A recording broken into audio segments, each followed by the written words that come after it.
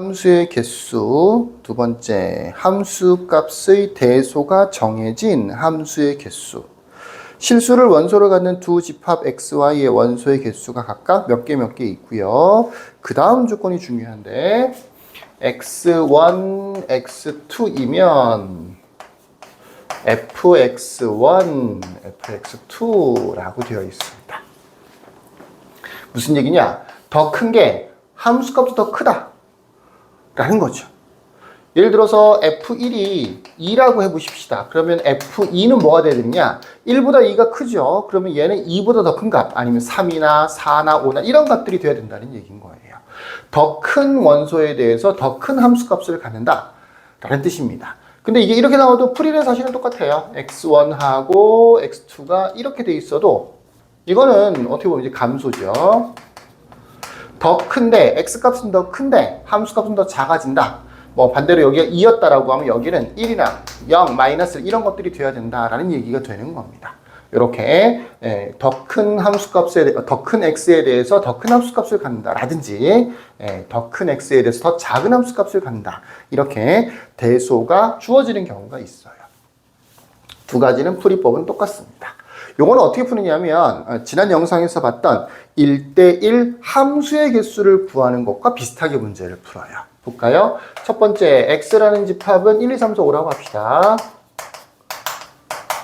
y라고 하는 집합은 1, 2, 3, 4, 5, 6, 7이라고 합시다. x와 fx에 대해서 나열을 한다라고 생각한다 그랬었죠. 여기 1, 2, 3, 4, 5 였습니다. 자, 1대1 함수 어떻게 한다 그랬었냐면 1대1 함수 어떻게 개수를 센다 그랬었냐면 정역의 원소가 5개니까 함수값도 5개가 있어야 되겠죠. 7개 중에서 일단 5개를 뽑아요. 이게 뽑는 단계고요. 걔네들을 여기다가 배열을 합니다. 요게 뽑는 단계고요. 요게 배열을 하는 겁니다.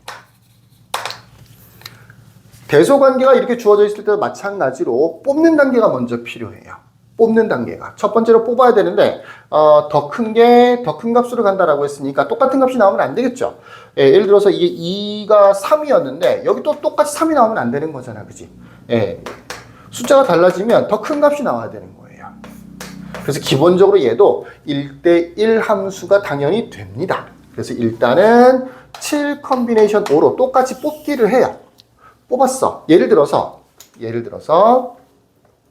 1, 2, 3, 5, 7 이렇게 5개를 뽑았어. 뽑는 방법이 여러 가지가 있겠지만 뽑았어. 이제 이거를 배열을 해야 되겠죠. 배열을 할 때 1대1 함수 같은 경우에는 별 조건이 없었으니까 5개를 그냥 일렬로 배열을 하면 되는 건데 지금은 어떻게 해야 돼? 뒤로 갈수록 점점 더 큰 숫자를 써줘야 돼. 그래야 더 큰 값에 대해서, 더 큰 x값들에 대해서 더 큰 함수값들이 만들어지는 거죠. 그러니까 배열하는 방법 무조건 제일 작은 거 여기다 써야 될 거고요. 두 번째, 세 번째, 네 번째, 다섯 번째 이렇게. 얘 같은 경우에는 배열하는 방법이 한 가지밖에 없더라고요.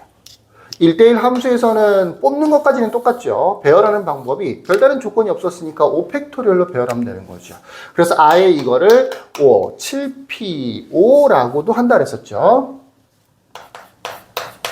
하지만 증가하는 함수, 대소관계가 주어져 있는 함수 같은 경우에는 뽑을 때까지는 똑같더라도 배열하는 방법이 무조건 뒤로 가면 갈수록 큰 숫자를 써줘야 되는 거기 때문에 배열하는 방법이 한 가지밖에 없습니다. 그러니까 컨비네이션만 가지고도 문제가 정답이 나오는 거죠. 1을 안 곱해도 되겠죠. 어차피 1인데. 하지만 의미는 있어요. 배열하는 방법이 한 가지다 라고 하는 걸 알아두시면 좋겠습니다. 감소하는 형태도 마찬가지예요. 배열하는 순서만 바뀌었을 뿐이지 이게 거꾸로 이렇게 되어 있다라고 하면 점점 작은 숫자를 써야 되는 거거든. 무조건 7, 5, 3, 2, 1 밖에 없는 거죠. 증가하는 함수거나 아니면 감소하는 함수거나 함수의 가지수, 개수는 똑같이 뽑기 곱하기 1이 된다 라고 알아두시면 이해하기가 조금 더 수월할 겁니다. 여기는 이제 문자로 되어 있어서 공식화를 시켜줬는데 숫자로 잘 알아두시면 될 거예요. 자, 여기까지. 끝.